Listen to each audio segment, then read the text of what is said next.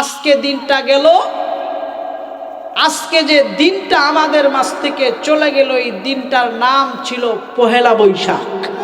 কথা বলো ঠিক কিনা? বলো তো দেখি মুসলমান, আজকে যে পহেলা বৈশাখ নামক যে দিনটা আমাদের মাঝ থেকে অতিবাহিত হয়ে গেল, আজকে যে পহেলা বৈশাখ নামে যে আজকে কুসংস্কার একটা দিন আমাদের মাঝ থেকে চলে গেল, বলো তো দেখি মুসলমান, এই দিনটা কি মুসলমানদের না বেয়াদিনদের?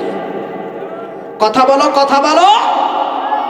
আচ্ছা, আমি মুসলমানদের কাছে জানতে চাই, এই যে মুসলমানদের উৎসব, মুসলমানদের আনন্দের দিন ঈদ, মুসলমানদের দুইটা আনন্দের দিন হচ্ছেন, উৎসব হচ্ছেন ঈদ, একটা হচ্ছেন ঈদুল ফিতর আর একটা হচ্ছেন ঈদুল আজহা। বলো তো দেখি মুসলমান, কোন হিন্দু, কোন বৌদ্ধ, কোন খ্রিস্টানকে তুমি কি ঈদের নামাজে দেখেছ? কথা কয় না, দেখেছ? কোন নামাজে দেখেছ? লাইলাতুল শবে বরাতে দেখেছ? লাইলাতুল শবে কদরে দেখেছ? মসজিদে শুক্রবারে জুমার দিনে দেখেছ? আওয়াজ করে বলো, দেখেছ?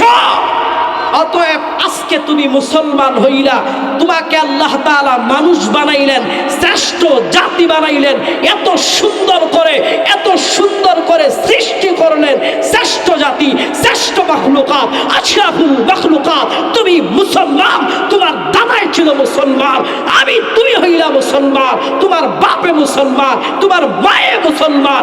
তুমি মুসলমানদের খাতায় নাম লেখাইয়া, তুমি মুসলমানদের খাতায় নাম লেখাইয়া কালেমা পড়িয়া মসজিদে একদিন হলেও ঢুকিয়া কিভাবে তোমার মেয়ে, তোমার ছেলেকে পহেলা বৈশাখে ওই মেলায় পাঠাইয়া দিলা? কথা বলো মুসলমান, কষ্ট হইতেছে? কথা কয় না, কষ্ট হইতেছে? এই যে পহেলা বৈশাখ, এই পহেলা বৈশাখে হাজার হাজার মুসলমানদের সন্তান অংশগ্রহণ করেছে। কথা বলেন। আমি তো কোনোদিন দেখলাম না আমাদের ঘর, আল্লাহর ঘর মসজিদ, ওই মসজিদ ঘরে কোনো একটা হিন্দু লোক আইসা নামাজ পড়লো, কেউ একজন এসে অংশগ্রহণ করলো, কিন্তু আমরা ওইটা ভুলে গিয়ে আজকে আমাদের সমাজের কথা, আল্লাহর দ্বীনের কথা, আল্লাহর রসুলের কথা, আল্লাহর কথা ভুলে গিয়ে আল্লাহর কোরআনকে বাদ দিয়ে আমরা মুসলমান কিভাবে তাদের এই অনুষ্ঠানের ভিতরে আমরা যোগদান করি, আমার মাথায় বুঝে আসে না। তো যাই হোক, আমার কথা ওদিক না, আমি ওদিক যাচ্ছি না।